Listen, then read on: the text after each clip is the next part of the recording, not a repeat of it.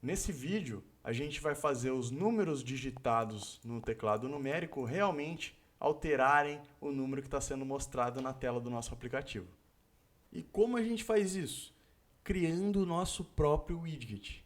Nossa, criando o nosso próprio widget, Matheus, é isso mesmo. A gente vai pegar todo o código que a gente já digitou e colocar dentro do nosso próprio widget. Então, da mesma maneira que o Flutter disponibiliza os widgets dele, por exemplo, text, row, column, material button, entre muitos outros que a gente ainda não viu, a gente pode também criar os nossos próprios widgets, tá?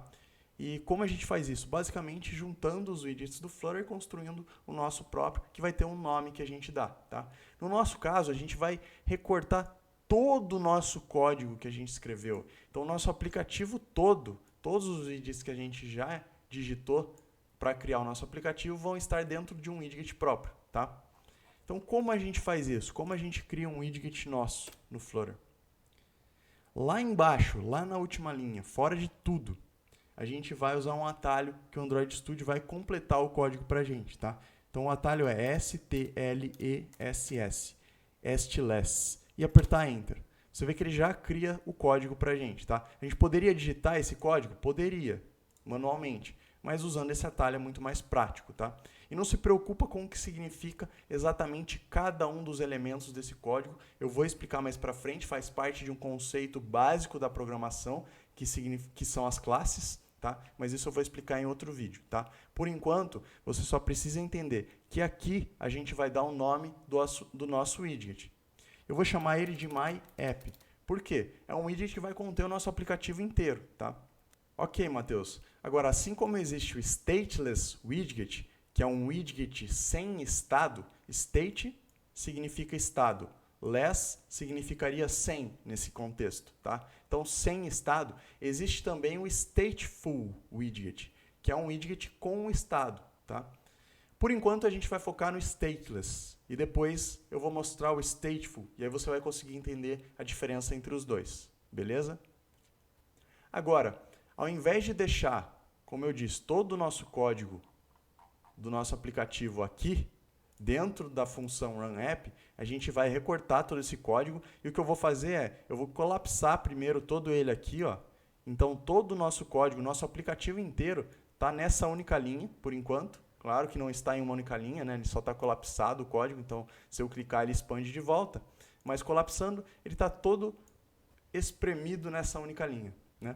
Então eu vou recortar essa linha inteira, que vai ser todo aquele código, Ctrl X, e vou colar dentro da função chamada build, ou do método chamado build, que está dentro do nosso stateless widget chamado MyApp, tá? Então, essa função build está retornando um widget chamado container, né? Eu vou substituir esse widget container por todo o nosso código, tá? E eu não posso ter vírgula seguida por ponto e vírgula aqui no final. Então, eu vou simplesmente deletar essa vírgula aqui. Beleza? Agora, todo o nosso aplicativo está aqui, está dentro do nosso widget chamado MyApp. E agora, ao invés de passar aquele código todo para runApp, eu vou passar o meu widget, ou o nosso widget, né? O MyApp. E repara que essa é só a declaração, é só a implementação desse widget que a gente chamou de MyApp. Para ele realmente ser executado e passar a existir, a gente tem que chamar ele pelo nome, seguida por abre e fecha parênteses, tá? Então, o runApp vai receber o nosso widget inteiro. Agora, tem um erro aparecendo aqui. Qual é o erro? A variável input não está definida nesse escopo. O que isso quer dizer? E por que isso acontece? Porque a gente está criando a nossa variável input aqui em cima, dentro do escopo da função main. Tá? Então, entre essas chaves, a variável input está sendo criada.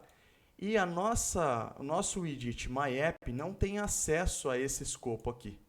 Então, essa variável não pode estar sendo criada em um escopo fora do alcance do nosso widget MyApp.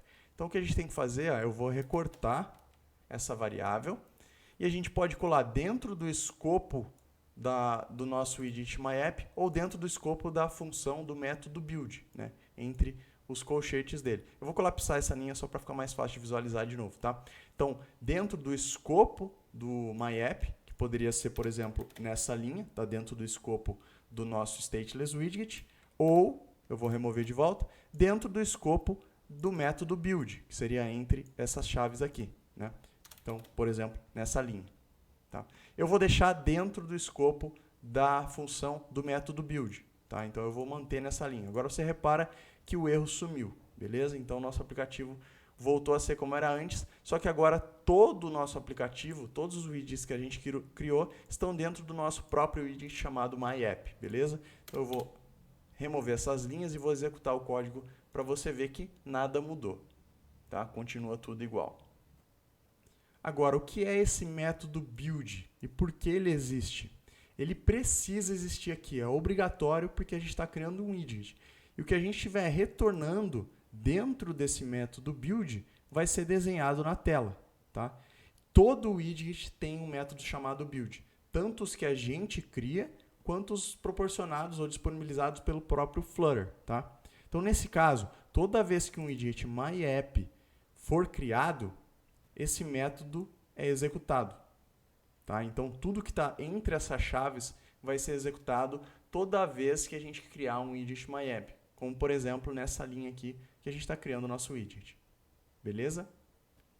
Então, agora sim, toda vez que a gente clicar no nosso teclado numérico, o texto vai ser alterado, né? Não exatamente. Daqui a pouco eu explico o porquê. Mas tem um benefício de a gente colocar o nosso aplicativo dentro de um outro widget. Antes, quando a gente alterava o nosso código, seja qualquer propriedade dele, a gente tinha que clicar aqui em cima para executar o código todo de novo, compilar o aplicativo e mandar para o emulador ou para o seu celular, dependendo de onde você está executando o código. Isso demora vários segundos. Talvez você não tenha percebido nos vídeos, porque eu edito, eu corto essas pausas muito grandes, né? Mas agora, dentro de um widget, com todo esse código dentro de um widget, a gente pode simplesmente alterar alguma propriedade, segurar Ctrl S para salvar o nosso código e quase que instantaneamente essa alteração já é propagada aqui para o aplicativo. Tá? Então, por exemplo, se a gente alterar a cor de fundo do nosso teclado, que está cinza, para red, e segurar Ctrl S, ele já altera na hora. Legal, mas agora sim, como então finalmente alterar na tela o valor digitado pelo usuário no teclado numérico do nosso aplicativo? Para isso, a gente vai precisar de um stateful widget. Como eu tinha dito antes, um stateful widget é um widget que tem estado. Então, antes de qualquer coisa, você precisa entender que raios é o estado, né? Estado é como as coisas são ou estão. Tá? Se você pensar no mundo físico, imagina que você tem uma mesa de jantar toda preparada para a janta. Toalha posta, prato, copo, talher, comida, jarra de suco. E esse é o estado dessa mesa, com vários elementos definidos, fixos dos seus lugares, com as suas características próprias, né? Como cor, forma, tamanho, entre outros. Agora imagina que vem uma pessoa e enche um dos copos com o suco da jarra. Agora o estado da mesa mudou, né? Agora existe um copo cheio de suco e uma jarra mais vazia do que antes, certo? Algo similar precisa acontecer no nosso aplicativo. A gente precisa que o clique nos botões altere o número mostrado na tela. E para que essa alteração possa acontecer, a gente precisa permitir a mudança de estado. Por isso, a gente precisa de um stateful widget ao invés de um stateless widget. E como a gente faz isso no código? Primeiro, eu vou colapsar todo esse código aqui para não ficar na nossa cara. E lá embaixo, depois de tudo, a gente vai de novo usar um atalho do Android Studio. Tá? Só que ao invés de stateless, para criar um stateless widget, a gente vai digitar stful para criar um stateful widget e apertar Enter. Agora aqui a gente digita de novo o nome do nosso widget. Eu vou chamar de homepage, porque vai ser a página principal do nosso aplicativo que vai conter todos os widgets relacionados. Tá? Aperto Enter, ele já conclui e altera o nome em todos os lugares necessários. Beleza? Agora repara que o Android Studio criou duas classes diferentes para formar o nosso stateful widget, ao invés de uma classe só, como foi o caso para criar o nosso stateless widget, né? Então aqui ele criou só um elemento, só uma classe, e para o stateful ele criou duas, essa e essa. Por quê? Porque o Flutter separa o estado do widget em si. Tá? E fica tranquilo se você não sabe o que são classes. É um conceito básico de programação que eu vou explicar em um outro vídeo. Agora, só repara que o homepage é o widget realmente, é o stateful widget. E esse homepage state é o estado desse widget que a gente criou. Tanto é que ele está sendo passado aqui, ó, homepage state, beleza? Dentro do nosso widget chamado homepage. E repara também que dentro do homepage state existe aquele método chamado build. Então, o que a gente vai fazer? A gente vai recortar do nosso widget chamado myapp todo o código que realmente cria a nossa página. Qual código é esse? Vou descompactar ou vou expandir o código aqui, né? E a gente vai recortar tudo que está sendo passado para a propriedade home do Material App. Então, tudo que está dentro de scaffold. Eu vou colapsar essa linha para ficar mais fácil da gente ver. Então, eu vou selecionar ela inteira e vou recortar com Ctrl X. E aí a mesma coisa que a gente fez antes. No lugar de container, eu vou deletar esse container e vou colar o código que a gente copiou, certo? E no lugar onde estava todo aquele código, para a propriedade home, a gente vai passar o nosso home page, que é o widget novo que a gente criou, esse aqui, certo? Agora a gente precisa mudar a nossa variável input de novo, de lugar. Por quê? Olha que está reclamando aqui, ó. Ele não conhece essa variável input de novo, porque ele está dentro de outro contexto, né? Então, essa variável input precisa ser passada para dentro do build agora do homepage state. Aí sim, ele tem acesso. Beleza? Então, todos os widgets que criam a nossa tela, a nossa página, estão dentro do estado que é passado para um stateful widget, que a gente chama de homepage, e que é criado na propriedade home do Material App, que faz parte de um stateless widget chamado myapp, que está sendo passado para a função runApp do Flutter. Então, tudo isso vai ser construído e desenhado na tela. Beleza? Se eu executar esse código, nada mudou. Mas agora sim, apesar de não ter nenhuma alteração visual, o Flutter vai conseguir alterar o valor mostrado na tela, porque os nossos widgets estão dentro de um state, ou um stateful widget. Tá? A gente só tem que alterar mais uma coisa. Eu vou expandir esse código dentro do state, né? E aqui, dentro da função anônima, passada para a propriedade onPressed do primeiro botão, né, do botão de número 1, a gente tem que colocar um código chamado setState. E vou apertar Enter para autocompletar. Essa é uma função, e o que ela faz é, tudo que a gente passar dentro dela vai ser executado aqui quando o usuário clicar nesse botão número 1. Né?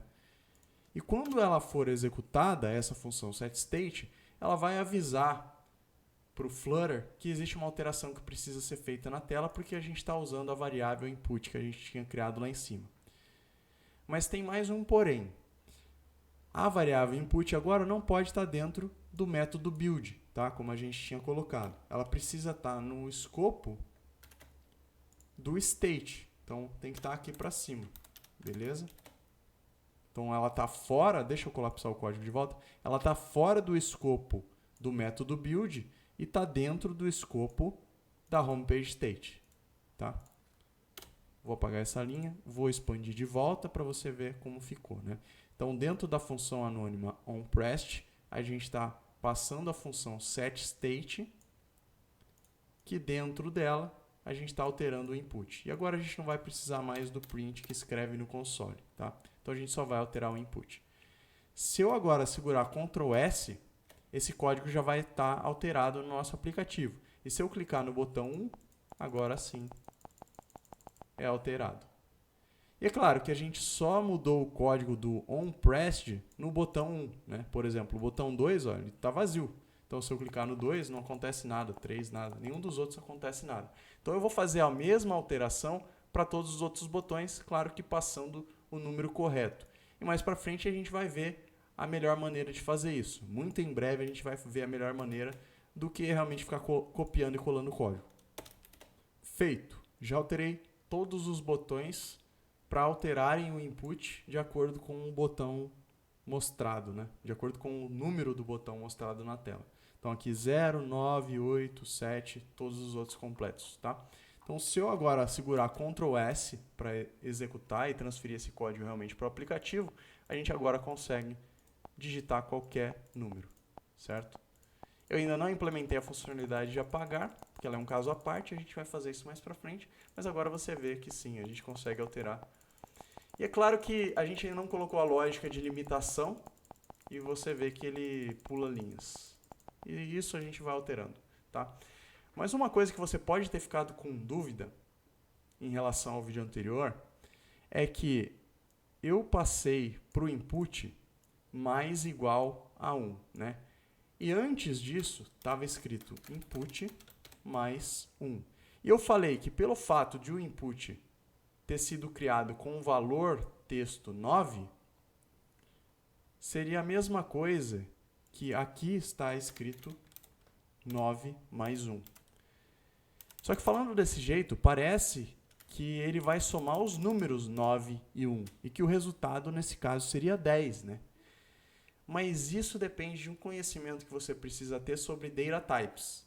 E esse conceito de data types, ou tipos de dados, eu vou explicar no próximo vídeo, e isso vai sanar a sua dúvida e vai servir para a gente conseguir avançar mais ainda no nosso aplicativo em relação a outros conceitos que você precisa ter essa base para entender. Beleza? Qualquer dúvida, deixa nos comentários. Tamo junto.